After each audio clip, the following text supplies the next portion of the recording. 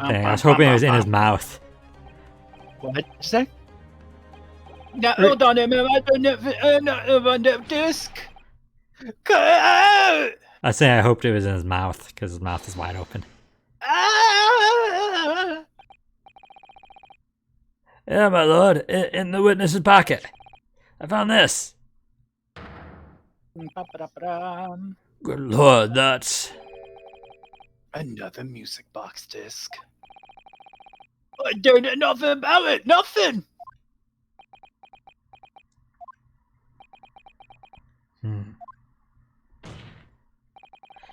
That is a second music box disc left behind by Magnus McGilded. Is it not, Inspector Gregson? Ugh. Haha.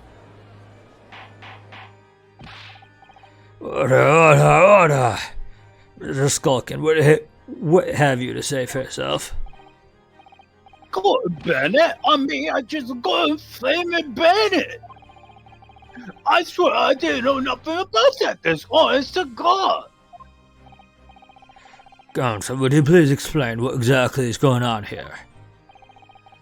The alleged deal that was struck between this witness, this detective, no? Without question, my lord. Then for pity's sake, why on earth was this man in possession of the disc that Inspector traded for information? Inspector Gregson is a shrewd, calculating man who rarely uses his composure. But at one particular point in this trial, he exhibited some unusual behavior for a brief moment. I don't recall what unusual behavior. It was, yes, during my cross-examination, Mr. Graydon. It's so funny that he wrote it on. He harassed. Tell me, Mr. Graydon, when you left the pawnbrokery that night, was it by chance, any chance with the second disc in your jacket pocket? I admit to nothing of the sort. Well, Mr. Graydon answered my questions. The inspector appeared to have grabbed Nash Skulkin by his coat and was shaking him violently. He did. Oh, he thought me dog it was gonna fall clean off. I did. I was wishing I'd been born as me brother. I was. And what exactly happened to make the detective attack you like that? I got a clue. He just suddenly jumped, turned and grabbed me whistle like that and started shaking me. Why the blazes didn't you mention the third gun when we got you down at the station? That's what he said. You heard it right down me ear. He did. Me head's still throbbing now. The way the detective behaved then was extremely out of character. But looking back now, it must have been then that he did it. That was the opportunity Inspector Gregson created for himself in order to hide the disc. Well, bless my wig, he hit it. It's my wig. Yo. I was gonna continue. You're gonna continue? No, I was not. Just reenact the entire Hercules movie, but about wigs. But I don't even know what you drive wig with. I'm afraid I failed to comprehend the motive here. If the detective had acquired the disc he was after, why on earth would he then proceed to hide it in another man's pocket? This is a court of law. He could have submitted the item as evidence. It would appear, my lord, that the inspector is not at liberty to do that. Whatever not. As the man himself revealed earlier, his current assignment has some special conditions. My orders were recover the medium used to convey the secrets leaked from the ministry, and do it on the QT, strictly hush-hush. It was 5 minutes ago I said that. I remember it like it was 5 minutes ago. It was 4. Hush, hush. Top secret assignment, is it? As far as we're aware, the information stolen comes from the confidential government communications. It would seem that if that information were to be revealed in court as evidence, it would be problematic. Does that sum up the situation, Inspector?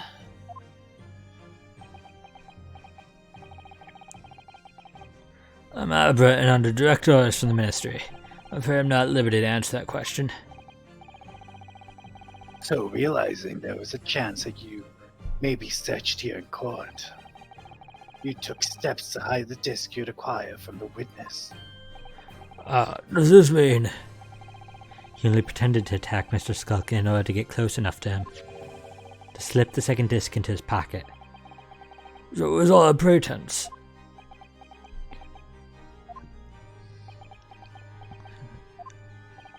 Well now, Inspector Gregson, and you, Mr. Graydon. Are you prepared to admit to the accusation made against you of this alleged deal?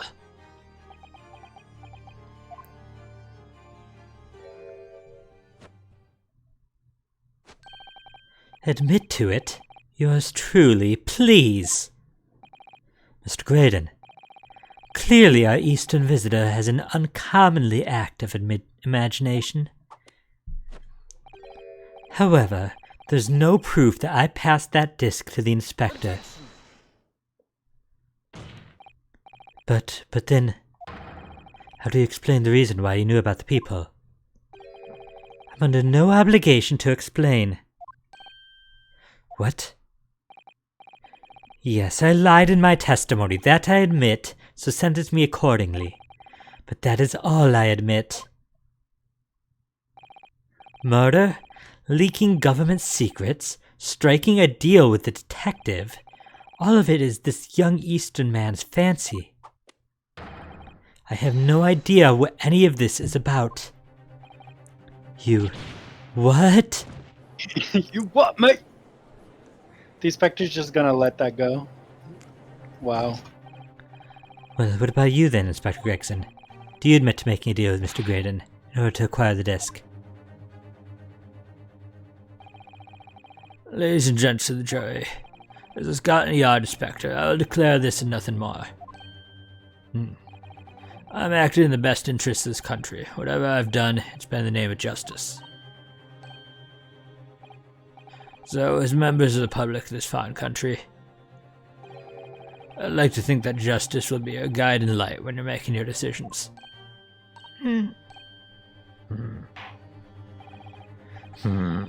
This is quite a quandary indeed.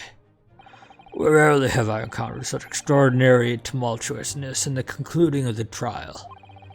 Nevertheless, in the absence of any further evidence to be presented, I believe it's time that we put the matter to the jury for the final leanings.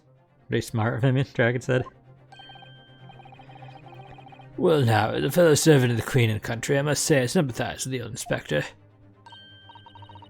Yes, he's a dependable man, I'm quite sure. In service, one becomes a good judge of character. Even in crossing your eyes doesn't help when it comes to looking at this case. It's all blurred to me. Well, as a fellow professional, I'd like to put my faith in the detective, really.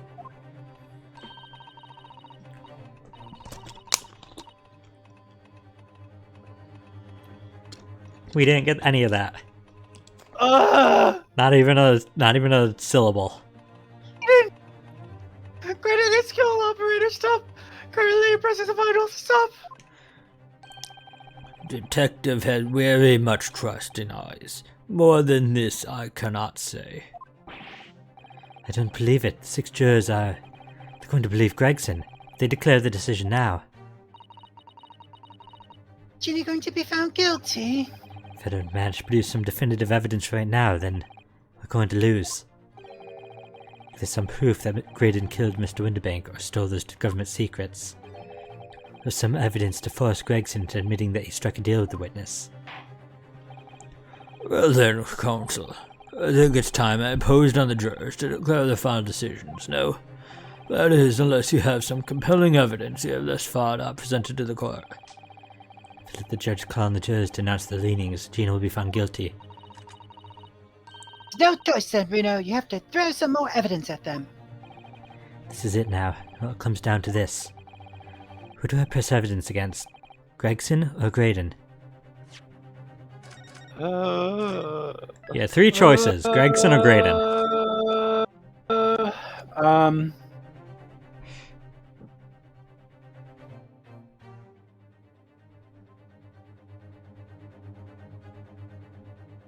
I want to say Gregson. Gregson? Yep.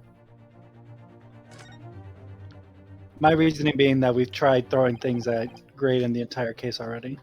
Good reasoning. Also, there were 2 right answers. Inspector Gregson, there's only one final piece of evidence I would like you to see. Dragon said Gregden and Grayson. What was that then? I mean, Grayson is a name. And Gregden is too. It's my future daughter's name. Oh, it's such a beautiful name. Thank you. It's Greek. Somewhere. Somewhere. If you're pleased to acknowledge that you did in fact strike a deal with the witness here today, then you leave us no choice but to examine this piece of evidence thoroughly. Thoroughly. Go on. This is my last chance. Looks like I'm going to have to force his hand here. One final piece of evidence to get this detective to admit to the deal he clearly struck with Graydon.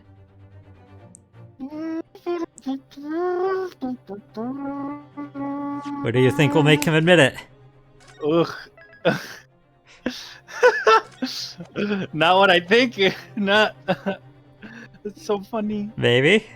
It's so funny. Do you really? Is it really? Maybe. I don't know what you're thinking. The manuscript. The man? Oh, no. It's not the manuscript. I'm just gonna say that now. It's not the manuscript. I'll let you read it. I'll let you read it if you tell me the truth.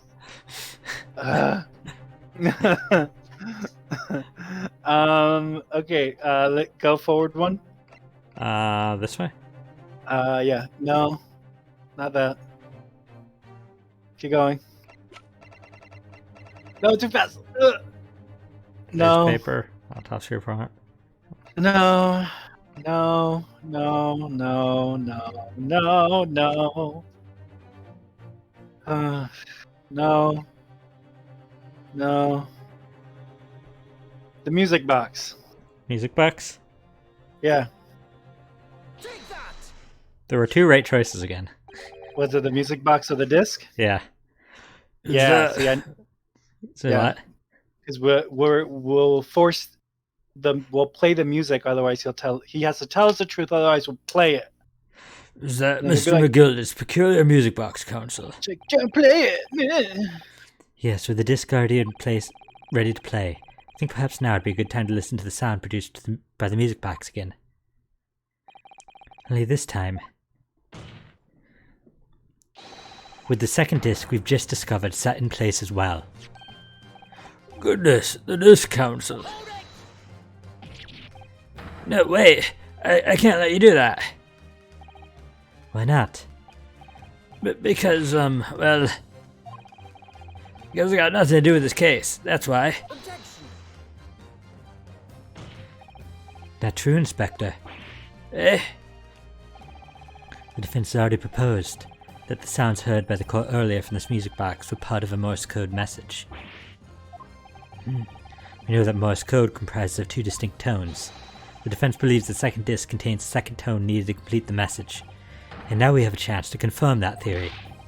We're crying out loud, Sunshine. We're talking about state secrets here. If you go letting the whole courtroom hear confidential information like that, it's treason. Then do you admit the charge? That in order to protect those state secrets, you engaged in unlawful dealings with the witness. You're mad. If you let that secret information out into the public domain, you'll be making an enemy of the entire British government, you idiot.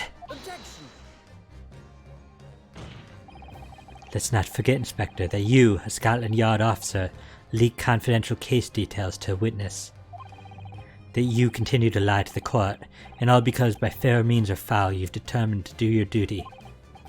Well, by fair means or foul, I'm prepared to do mine. Don't you dare. I will stop at nothing to protect my client. I don't care who I make an enemy of. Yeah. It's very dumb, but... Oh man. My lord, if you please. The court must hear the sounds made by that music box. I love that, like, Van Zeek's just like, they're not even gonna say anything at this point. He's just like, God, I need alcohol. What the heck is... 17th bottle of wine. Come on, Van Zeeks, for Pete's sake, stop him. Shut up! Inspector, you should know my methods by now. I am a prosecutor. I'm no Scotland Yard puppet. In this courtroom, my duty is to the law. So let me propose a toast to uncovering the truth by fair means or foul. No! Very well, the defense stands here, and that the prosecution has made very clear, I feel. Therefore, in accordance with the defense's request,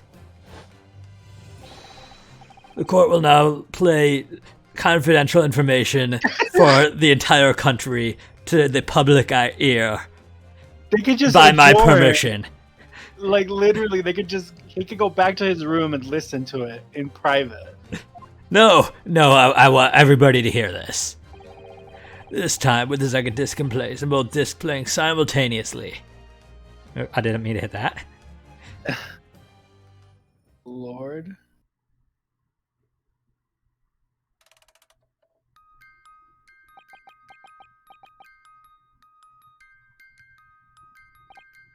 It's so pretty.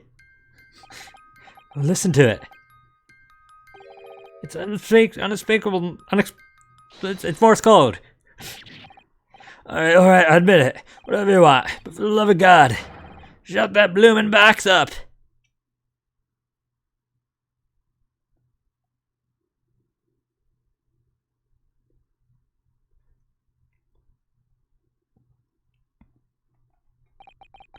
Let me ask you again then, Inspector Gregson. Did you, or did you not, strike a deal with the witness next to you in the stand, Mr. Ashley Gryden? Specifically, did you furnish the witness with confidential case details in exchange for this music box disc? Did you reveal the existence of the peephole in the pawnbroker's storeroom, Inspector? I did. Stop! What are you doing, man? It's all exactly as the young Eastern lawyer said. When the trial resumed after the recess, and we were stood here in the stand together, that's when he approached me with the deal. Shut up, you imbecile! Shut up! Psst, you there. You're the detective who turned up at the pawnbrokery the other day, aren't you? I may have something you're looking for, Inspector, with me at this very moment. So how about a trade I suggest you accept? Or information you may make certain individuals uncomfortable will soon become very public indeed. I couldn't let that information become public knowledge, not under any circumstances. So I accepted the man's proposal and told him details about the case that should have put him in the clear. The peephole, the storeroom door, and the bloodstains on the overcoat. By giving false testimony, this witness intended to have the defendant wrongly accused of murder. Inspector, you knew that. Yet you still revealed those details to facilitate the witness's perjury. I did. But then it turned out the peephole had only been made that night after the incident took place. Scotland Yard wasn't aware of that, if I'm perfectly honest. Well, Mr. Graydon, what do you have to say for yourself? There's nothing and no one left for you to hide behind. You struck a deal with the Inspector in order to escape conviction of a very serious crime. Namely this. You are the third intruder who broke into the pawnbroker in the night in question. And you perpetrated the murder of the proprietor, Mr. Pop Winterbank. You...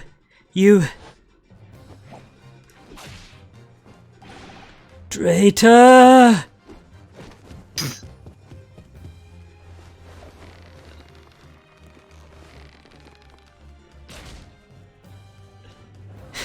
that a whole chip? There was a whole chip. Bailiff, restrain that man. At once. That's rough for his esophagus. Yeah, I mean, I love the animation there. That's it then. Oh, I just love him like slowly like turning and grabbing him as he tries to leave, and just it's all over.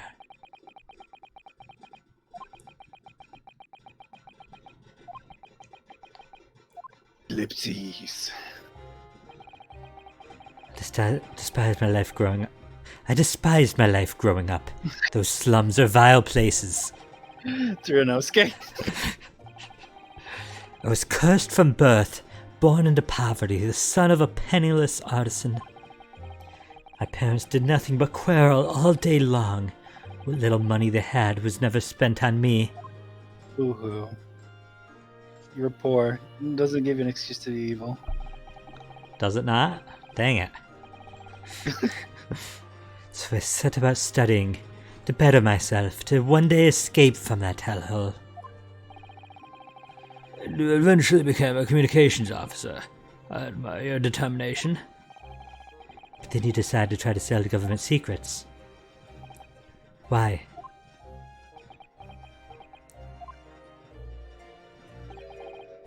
Isn't it obvious? Because I wanted money. Even now, years later, the nightmares of my life in the slums wake me in the small hours.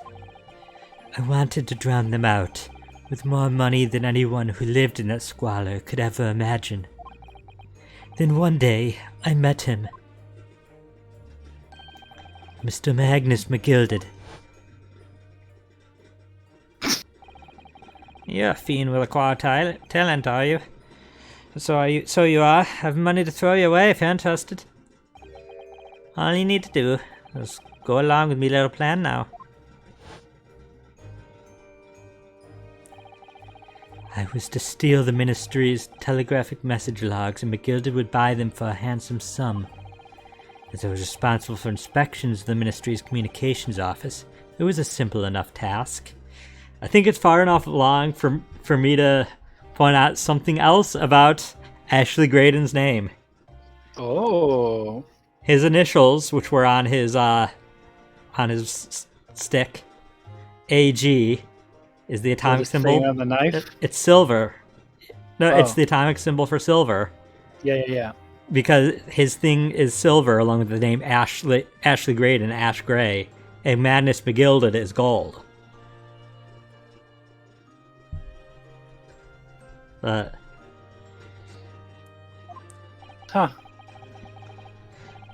Is what's the symbol for gold? Unrelated. AG, I believe, or not? It's silver. What's gold? I don't remember, but it's AU. AU, yeah. Also, kind of, I think this is a fine point to mention this too. The character his last name comes from Sherlock Holmes, Charles Augustus Milverton, is based off of a real-life art dealer and blackmailer, because he blackmailed Gregson. Oh. The lure of the devil's offerings. How easy it is to succumb. But you must surely have realized the seriousness of the crime you were committing. And yeah, Dragon said AU. Dragon, the gold one. And for that reason, I took great lengths to ensure that my actions were untraceable. By using the music box. My father was a brickmaker, though my mother divorced him when I was still a child. Yes, Mr. Mason Milverton. That's right, he was very skilled with his hands. He had once been a music box maker's apprentice. I imagined his skills would be sufficient to create a machine that could generate Morse code. So I sought out my father again, to employ his services. It was the first time I'd seen him since I left the slums 10 years earlier.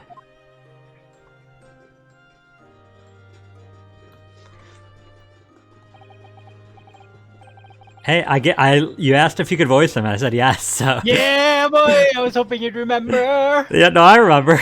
When I said it, I was like, oh yeah, he does this line, sure. What? Look at you, Ashley. What a fine gent you've become, eh? He was a different man to the one in my memory, a thin, frail old man. But poverty had never broken him, never corrupted him like it had me. I was sure that he wouldn't help me if I told him the real reason. So I made up a story. I've got some work for you, Father. I need some music box discs made. It's a boss. Okay. A musician friend of mine has written some music he wants to sell to the public. I've brought the score with me. There are 2, actually. I'd be delighted, son. It's been 20 years since I did any work like this, though. Fetch my tools, would you? They're in the loft. That's how I had him make the 2 discs. Thereby splitting the information in 2, you were taking considerable precautions indeed. It was to protect myself as much as anything. It meant that I could deal with McGilded in 2 separate transactions. The first involved was the first of the 2 discs and the music box for playing them. I exchanged them with McGilded for 10 guineas. Then, on receipt of the second disc, he would pay 1,000 guineas. So, what happened at the omnibus 2 months ago was the second part of the deal, an exchange of the second disc. Yes, I've sold the man information that way a number of times already, but it seems he became reluctant to part with his money. That doesn't make sense, Mr. Graydon, for why wasn't that on the omnibus 2 months ago? Your father, Mr. Milverton, was the one dealing with Mr. McGilded, not yourself. When I received 1,000 guineas after my first completed dealings with McGilded, I decided to give 200 to my father for his troubles.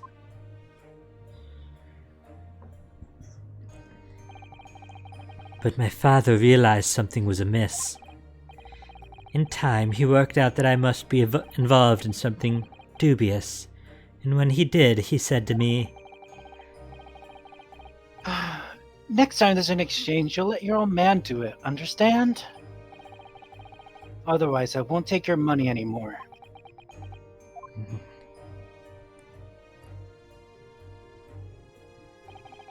That was my father's way of dealing with it, I suppose. Climb into the omnibus, hand over the second disc, and take the money from McGilded. That's it. He had no idea what was actually on the discs I'd asked him to make. He never knew. Just like I'll never know why everything went so horribly wrong that night. All I know is that the disc was taken from him, and he never returned home. Shucks. Ellipses. It was only then that I found out what sort of a monster McGilded really was. So after 10 years of not once uttering it, I swore on my father's name.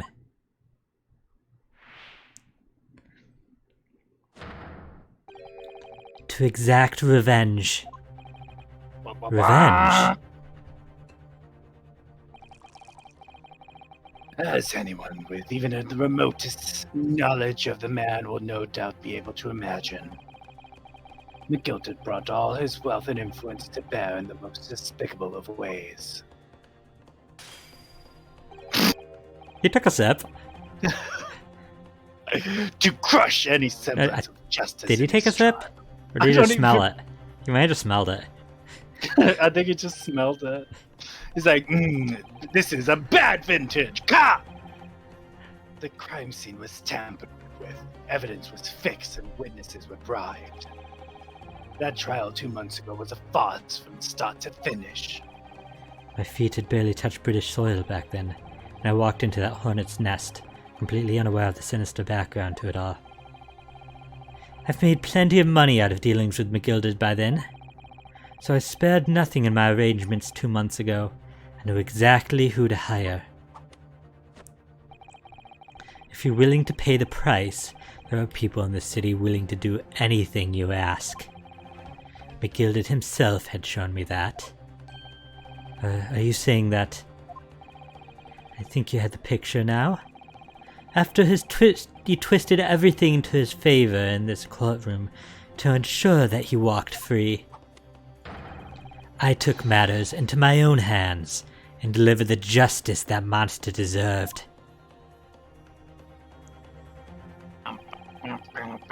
That tragic accident following the trial here 2 months ago was planned and executed by yours truly. McGilda's death that day was caused by this man. Everything is ready, sir. If you'd like to follow me to the courtroom. Or What's this, officer? 'Tis sooner than I was led to believe.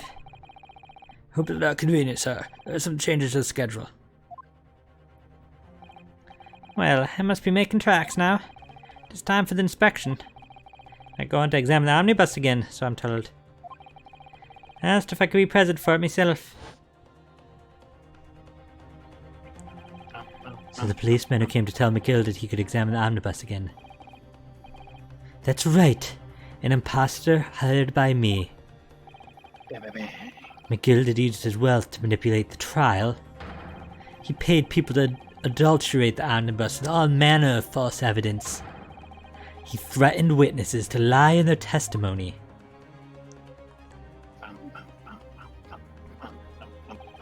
So I gave the man a taste of his own medicine. Once the omnibus was doused in paraffin, one of my sham policemen ushered McGilded inside and sent him on a one-way journey to hell.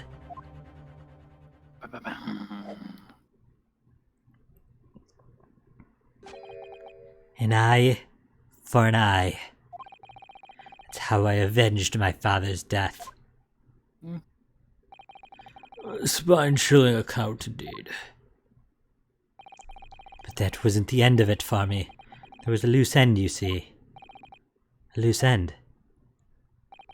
Yes, I should think it's obvious. The second disc, which my father had taken to exchange with McGilded. Yes. There was indeed no mention of it in the man's trial 2 months ago. Clearly because it had been removed from the scene of the crime. When I realized it was missing, I remembered something. Something from the first time I dealt with McGilded.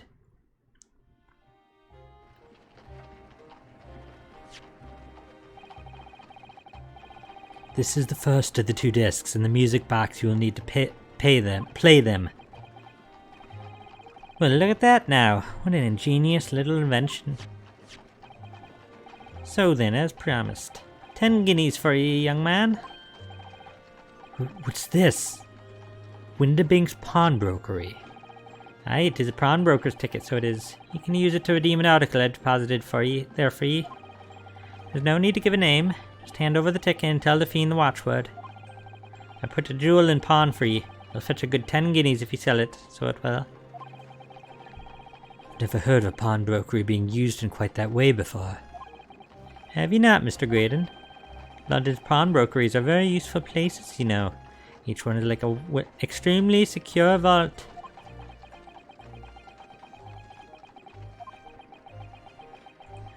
ellipses. Ellipses. Irish ellipses. Irish ellipses. Top of the ellipses for you. So I knew that if he'd taken steps to hide the disc, it would be in that pawnbrokery somewhere. And at that on the night he killed my father, he must have entrusted the ticket to someone. Yes, to Gina. I remember now that when we first met you at Windabanks that afternoon 2 days ago, your description of Miss Lestrade written down. How did you know who you were looking for? From the trial. That pickpocket's testimony was clearly peculiar. Anyone could see that. I realized immediately that she was another of McGilded's pawns, that he must have threatened her somehow. I was fairly convinced it would be her who had the ticket, so I started to make some inquiries. I had a strong suspicion the girl would come out of the woodwork on the redemption deadline. He was absolutely right. And yes, sure enough, she did. All I needed to do was wait until the girl went to Winterbanks to redeem the articles. But unfortunately, she redeemed only McGilda's overcoat and the one disc that was in its pocket. The all-important music box with the second disc inside was missing. Because it had already been forfeited 2 days earlier. But I was unaware of that fact. Had it not been, I could have avoided my nighttime excursion. Meanwhile, as our investigation of the stolen government secrets was progressing, we had picked up on the fact that McGilda was involved. Inspector, you recovered fast. My orders were to recover the stolen information as quickly as possible. We started gathering the fella's possessions and examining whatever we could lay our hands on. We had a full-scale investigation going on at the yard, but we had to keep it as quiet as we could. Then, when the inspector here took the disc from me in the pawnbrokery that day, I became nervous. I was sure the music box and the second disc were still there in the shop somewhere, so I knew that it was a race against time. I had to find those articles before the police did. So that's what prompted you to break into the place that same night, with the help of your old friends, the Skulkin brothers. What happened that night in the pawnbrokery, I can only describe as a nightmare. When Nash and Ringo were searching the counter, I had located the music box I had sold to McGilda on the shelves of forfeited articles. Second disc was inside. Yes, I slipped into my pocket with a very deep sigh of relief. But then, something entirely unexpected happened. Wait, what are you doing in my shop? Very good.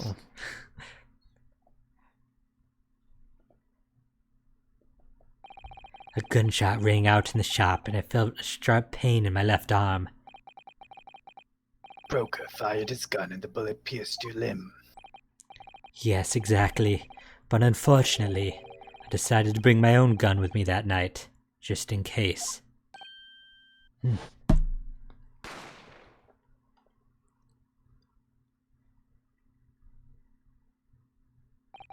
Before I knew what was happening, I'd fired back. The man had already turned to flee. I hadn't intended to fire in his direction, much less kill him. But unfortunately for both of us, the bullet hit home. It struck him in the middle of his back as he fled through the storeroom door for refuge. Sorry, Tal. It all took place in the blink of an eye. I don't imagine Nash and Ringo even realized what happened at first. I was terrified, so I fled. Just in the background, I really did it! And that's the whole story. That's everything that happened at Winterbanks on that wretched night.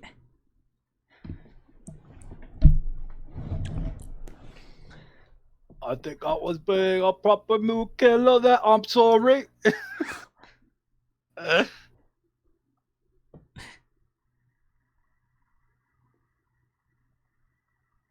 Ellipses. And one Russian ellipses.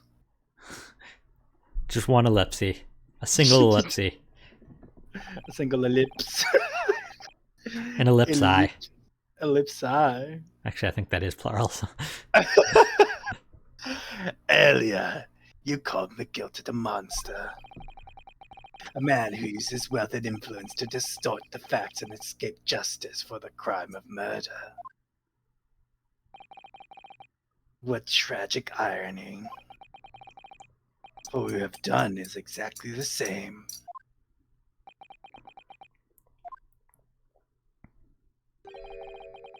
You've become the very monster you saw and despised so deeply in McGilded. Wow, true agent of chaos. What? Von Zieks is literally just chaos incarnate. He's just like, I'm going to steer stuff. His alignment is chaotic. Careful! Oh God. I keep going. Yes, I think I have. I'd argue this guy is worse than McGilda, because McGilda at least did try to pin it on someone else. Well, this has been a long and exhausting trial.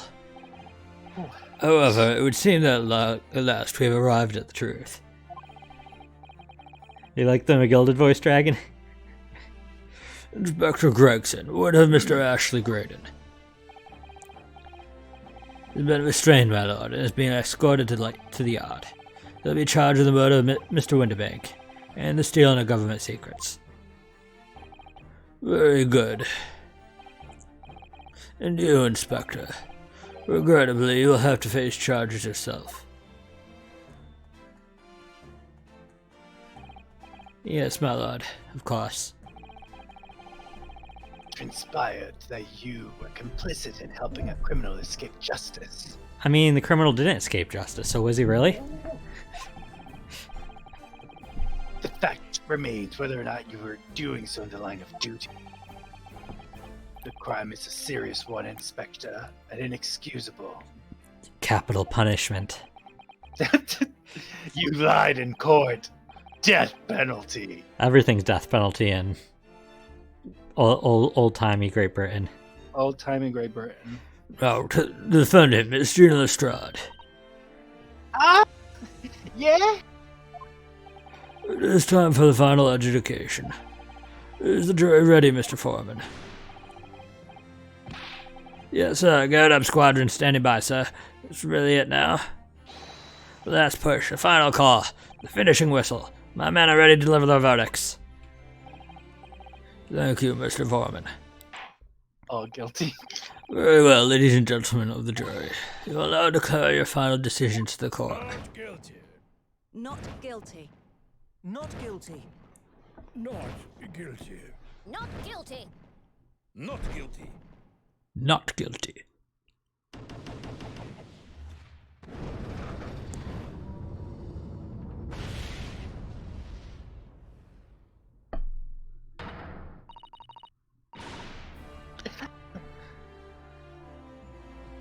We didn't hear any of that.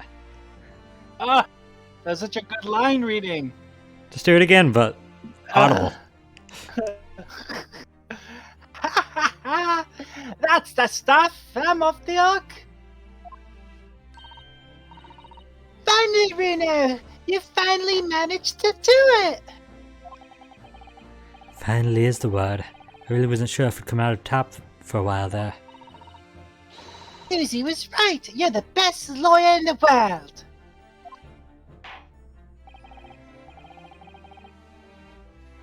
Miss Lestrade, I'm not finished with you yet. Look like that. Dang it, we heard like 2 words. Uh, What are you looking at me like that for? Before you start enjoying your freedom, there are certain other crimes to consider. 2 months ago, in my courtroom no less, you gave a false testimony, did you not? And in relation to the trial today, not only did you unlawfully enter Winterbank's pawnbrokery, you also attempted to abscond with Mr. McGilda's property, it seems. So, while you're off the hook for capital punishment, you get a lesser capital punishment. capital punishment light. Less painful. Everything's death penalty, but the worse the crime, the more painful the death penalty. I've never done nothing of the sort. Oh, hey, cool name. That's Discord and internet. Yeah, it creates some issues sometimes. How are you doing, cool name? Of course, it's not like you were gleefully wearing McGilda's coat in your cell yesterday or anything. Oh, and just when I was getting excited about throwing a party for Jenny this evening. Turning our attention to the defense. Determining that, when played together, the music box disc contained a message in Morse code was... well, it was certainly a most unexpected revelation, Counsel. Yeah, back in the day, they cut off the hands of thieves, cool name. Not in Britain, I don't think. Quite so, my lord. The prosecution was caught entirely off guard. In fact, I think we should applaud my learned friend's courage here today. I propose a toast to demanding that government secrets be disseminated before the entire courtroom. Ah. Very sorry about that. It was the only way I could get Inspector Gregson to admit what he'd done, so... oh no, that was a girl. Something on that? Okay, that cut out. Did they say something on that point? Isn't that... It's, about the sounds produced by the music box before. I do wonder if that was really Morse code at all. What? What are you saying, madam? Oh, well, it's just that I'm really rather fanatical when it comes to Morse code, you see. So much so that the whole world seems to be covered in dots and dashes to me, in fact. Goodness, madam, an unhealthy level of obsession one feels. Cool name said silly vampire, that's wine, not bread. But I must say that, in my opinion, the sound produced by those two discs were nothing more than that, a meaningless series of two different tones. What? Can that really be? It wasn't Morse code after all. My lord, the defense would like to listen to the music box again. Are you off your nut? How many times do I have to tell you these discs contain ministerial secrets, sunshine? This courtroom is not an appropriate forum to discuss the nature of government communications. We know McGill has conspired to trade national secrets to our enemies, secrets acquired from Mr. Graydon. Coolin said they never explained why the jury is made up of people we'd seen before. Did the court run out of money and the budget to hire new ones? No, but maybe the Dabs did. Now that the man has admitted to his crimes, we have no need to pursue the matter further. But it's really going to bother me. Government secrets? I don't care! Listen, I won't tell anybody. Except to Zato. I'll write it in a letter to her, but... I'll write a letter and send it over public message. Just let me play it! Miss Lestrade. Yeah, my lord. What she has seen today here in this courtroom has been extremely disturbing. Falsified evidence, intimidation, perjury, a grim catalogue of depravity. An appalling experience to befall any child. Come on, it ain't nothing I don't see most days in the Black Slums. I beg your pardon. If you're weak, you pay for it. That's just how life goes. Calm down, cool name. I know it's Van Zeeks. Gina. But look, I reckon I flicked something out today. The world ain't fair, but if you want it to change, you've got to start at home. You've got to change how you are yourself. And I had noticed Ace Attorney makes you thirsty, cool name. Well, that's a very laudable lesson, I would say. I eagerly look forward to the born-again Miss Lestrade never gracing my courtroom with her presence again. Now, with regard to the murder of Mr. Pop Windibank, proprietor of the pawnbrokery business on Baker Street, I hereby declare the defendant, Miss Gina Lestrade, not guilty. Confetti.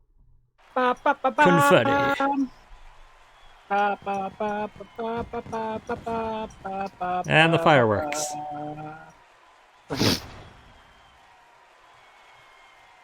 And someone gave her a firework.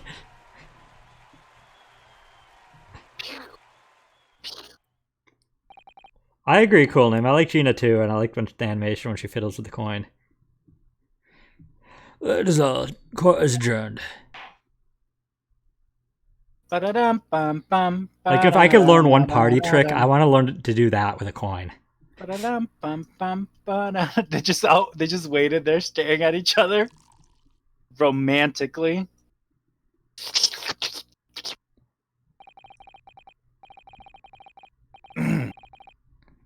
Gina On a thanks you, personal- Dragon, for the congratulations. On a personal note, I must say you've surprised me, my far eastern friend. Ah. Oh. Despite being an Ipanese, you saw through the pretense of the malice that festered within that. Up. You're choppy. Yeah, my computer unplugged itself from power. Should be good now, right? Okay. Do you want me to reread that line? Probably the second half was very butchered. Despite being an Ipanese, you saw through the pretense to the malice that festered within that Englishman. You had 2 tries, and the second try you still choked. I choked the first time. I didn't choke at all. It was a perfect read. I heard a choke At the first same time. Saw through the grime to the surprising heart of your English client. You have a curious talent for judging character, especially considering our very different cultures. I don't know about that. My first judge of character here was pretty bad. I mean, not mine. Nah, he didn't say that. I don't think there's anything curious about it. Oh, I know. I'm just saying I didn't trust McGilded the second I saw him. Because he's rich? Yeah. Eat the rich. Whether we're from the Empire of Great Britain or the Empire of Japan, we're all human beings. We're not so very different on the inside. You know, I took this case for one very simple reason. To lock swords with you once again here in the courtroom. You did? When I encountered you for the first time 2 months ago, it reminded me of my ex-boyfriend, Kazuma. What? Of toasting friendship and trust with another Nipponese, only to find my trust betrayed. I guess Through you. still ex-boyfriend. I hope to look in the eyes of the man I once knew and try to understand. Oh gosh, the sexual tension in the words he's saying. They were definitely dating. You mentioned something earlier today about total betrayal at the hands of the Japanese. What happened exactly? Well, you may ask. And one day, when the time comes, you will learn the answer, whether you like it or not. Oof. Alright, then I'll wait for that day if I must. Oh, call me cool name because I am thirsting for the drama. Coming to be known as the Reaper of Failure, my retirement from service 5 years ago. It gives me cause to wonder if I'm meeting at some deeper purpose. We're cool name. We're joking that he was dating the other person he was talking at that Ryunosuke reminds him of. Kazuma. Because Ryunosuke is also Japanese, and that's enough. He's dating Kazuma. And he has his soul and his hip. So farewell, my learned Nepalese fellow, until we meet again. Thought you were gonna say that he's drinking his soul. That soul's in the wine. Yum yum yum yum. The souls of my ex-boyfriend. A true vintage that will never be forgotten.